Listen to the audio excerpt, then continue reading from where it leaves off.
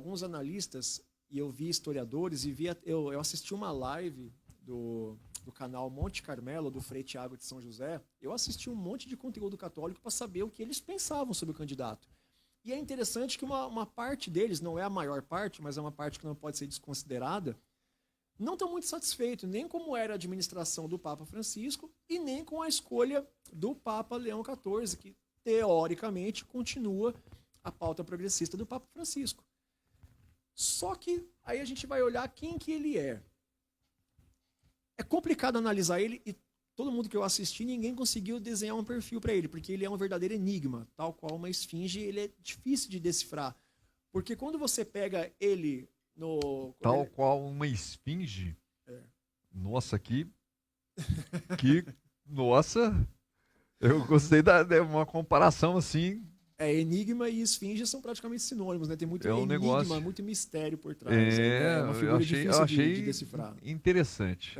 E eu não consigo ficar sem mencionar o Egito de alguma forma, né? E aí, você pega, por exemplo, quando o atual Papa, ainda quando Frei, ele tinha discursos um tanto quanto interessantes. Por exemplo, ele, no histórico dele de discurso e de ações, né, durante o trabalho missionário dele e tudo mais, ele tinha posições ideológicas muito mais aparentemente conservadoras do que progressistas e liberais. Ele falava muito sobre a postura do cristão católico diante da fé tradicional, em comparação, por exemplo, com a consideração moderna. Então ele era contra, por exemplo, quem quisesse mudar a doutrina. Lembra que eu disse que o pessoal usa uma máxima de Santo Agostinho, que a igreja tem que construir pontes e não muros? Uma boa parte, inclusive da ordem franciscana secular, já era a favor de você colocar muros para proteger que a tradição não fosse modificada por influências externas. Então, ele, por exemplo, ele era adepto disso nas palavras dele. Ele, inclusive, já se pronunciou o contrário. A possibilidade, inclusive pelo Papa Francisco, de começar a nomear mulheres para o sacerdócio em algumas funções. E ele se posicionou ao contrário, porque não é a tradição católica. Digamos de passagem, nem a tradição evangélica na sua maioria. Né? A ordenação a mulheres ao sacerdócio não é o comum, é a exceção, não a regra.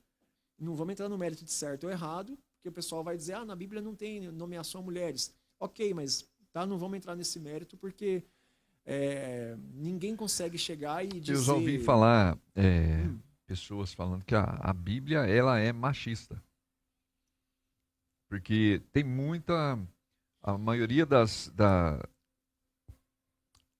dos dizeres ali, é tudo... Você pode ver que tem poucas mulheres. Segundo... Isso eu ouvi... Sim, não, mas é o que dizem mesmo. Poucos, inclusive, normalmente quem diz isso é feminista. Não, mas isso quem fala... Essa aí em questão que eu vi na internet... O bom da internet é isso, né? Deixa a gente informado. Ou, às vezes, mal informado. É uma informação, né? É uma informação. Se certo e errado... Foi o homem que falou. Não tem nada... As feministas, lógico, elas sempre vão falar isso. Sim. Mas foi um homem que falou isso. Sobre a questão de a Bíblia ser uma doutrina masculina, um negócio mais voltado, né? Porque as mulheres na época as funções dela eram muito restritas, né? Então, por isso foi colocado assim.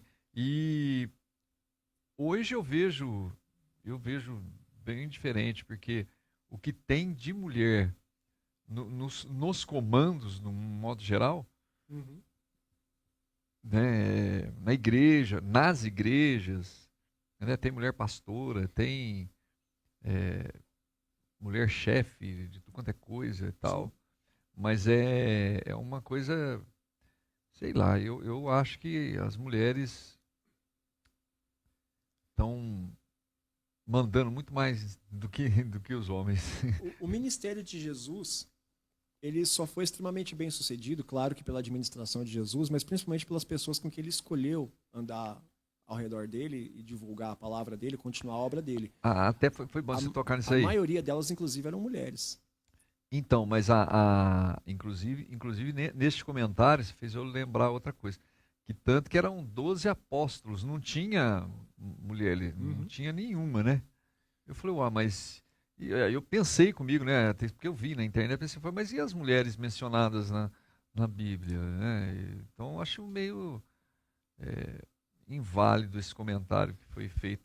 Vale, mas não... Apóstolo, o apostolos, que é do grego ali, é aquele que você nomeia e envia. Uma das razões pelas quais Jesus não enviou mulheres é porque o destino desses que foram enviados era o martírio, a perseguição, a tortura. Imagina se ele envia mulheres para passar o que os homens passaram. Em contrapartida, as mulheres administraram o ministério e foram muitas das financiadoras do ministério de Jesus, inclusive Maria de Magdala, a chamada Maria Magdalena. Tá? As mulheres, na Bíblia, as mulheres elas sempre gozam de um privilégio de serem a coroa da criação de Deus. Só para a gente mencionar só um aspecto aqui, para a gente não entrar nesse assunto, porque... Não, sim, estão foge do nós estamos falando do Papa, mas ele é muito importante. Mas, por exemplo, quando Deus cria homem e mulher em Gênesis capítulo 1, ele cria os dois no mesmo dia. No capítulo 2 tem alguns detalhes a mais sobre essa criação, que ele conta a mesma coisa em mais detalhes. Quando ele vai criar a mulher, ele fala, eu vi que o homem estava só. E ele já tinha confiado para o homem administrar o jardim do Éden, nomear os animais, cuidar de tudo que Deus tinha criado. Aí ele olha para o homem e fala, o homem está só, isso não é bom. É a única vez que você vai ver Deus dizendo que algo que ele criou não é bom. É a solidão do homem. Aí Deus fala, farei para ele uma ajudadora que lhe seja idônea. O hebraico ali é Ezer Kenegdo. Ezer é ajudadora. Por exemplo, o nome Eliezer é aquele que ajuda Deus, ou aquele que Deus ajuda. Ezer é ajudadora. Kenegdo não é idônea, é contrária. Far-lhe-ei uma ajudadora que lhe seja contrária. O contrário no hebraico ali é o quê? Aquilo que você não tem, ela tem. E ele faz compatível. Aí acontece uma coisa interessante no capítulo 3 do Gênesis, quando tem a queda do homem por causa do pecado. Deus ele chega e fala para Adão, o que é que você fez, cara? Ele vai dizer assim, a mulher que você me deu, me ofereceu o fruto e eu comi. Aí ele chega para a mulher, o que é que você fez, cara? A serpente me enganou. Ele chega para a serpente, o que é que você fez, cara? Ela vai pôr a culpa em quem, a serpente? Se lascou. Aí Deus chega para a mulher e fala, olha, porque não deste ouvir a voz do teu marido, porque ouviste a serpente, agora você vai estar submissa ao seu marido. Qual que é a etimologia da palavra submissa? Submissão é estar debaixo de uma mesma missão. Quer dizer que agora ela faz alguma coisa desde que o marido, que é chamado de o cabeça da família, a partir de então, determinar. Então, porque você tinha liberdade de decidir tal qual o seu marido, porque você completa ele, mas você pecou com essa liberdade, agora você está debaixo da missão que o teu marido estiver. A submissão aqui não é opressão. O pessoal precisa entender isso. Porque quando fala submisso, o pessoal já acha que... Não, porque ele vai mandar em mim, eu mando. Não? Já dizia o pastor... aquele da cabeça branca lá que fala... Como é que é? Duarte? O Duarte. E fala, dona, quem manda é a senhora, dona. A senhora, deixa ele achar que é ele que está mandando. Você vai ter o apóstolo Paulo dizendo, olha, as esposas amem seus maridos como a Cristo e Cristo ame as suas esposas como a igreja. O que é que Cristo fez pela igreja? Serviu ela o tempo todo e preferiu morrer do que ver ela passar pelo que passou. Então, eu falo, o marido tem que entregar a vida pela esposa, tal qual Cristo fez pela igreja. Então, a mulher ali, ela passa a ser alguém debaixo da missão do marido depois que ela pega a liberdade dela e faz caca. Tanto é que só no capítulo 3, depois do pecado da mulher, é que Adão nomeia ela. Porque, biblicamente, isso no Oriente Médio até hoje, você só dá nome àquilo que você tem autoridade. A quem que Adão deu nome antes de dar nome à mulher? Aos animais. A mulher, então, é que nem os animais? Não. Quer dizer que Adão tem autoridade sobre ela. Você nomeia o filho porque você tem autoridade sobre o filho. O próprio Deus nomeou alguns homens com um nome diferente do que eles tinham para mudar a história deles. Então, a mulher ela sempre foi compatível ao homem em decisão. A partir do momento que ela pegou a liberdade e a equivalência que ela tinha e fez coisa errada. Então, a mulher, na Bíblia, ela sempre é preservada. Inclusive, é interessante que o pessoal fala, nossa, onde já se viu Deus dizer para a mulher que o trapo de imundícia que ela limpa a menstruação é imundo e ninguém pode encostar nela? Vamos lembrar que Deus está dizendo isso para um pessoal que ficou 400 anos no Egito. Qual que é o costume entre os egípcios? Tá menstruado? Beleza, fica de costa aí que a gente resolve. Caraca. Como é que Deus preserva a mulher da menstruação? Como é que Deus... Isso daí, Heródoto vai dizer que as mulheres do Egito, muitas delas tinham prazer por esse momento do sexo pela porta dos fundos. Heródoto vai dizer isso na sua obra História, né? As mulheres egípcias, muitas tinham até mais prazer nessa forma do que na convencional.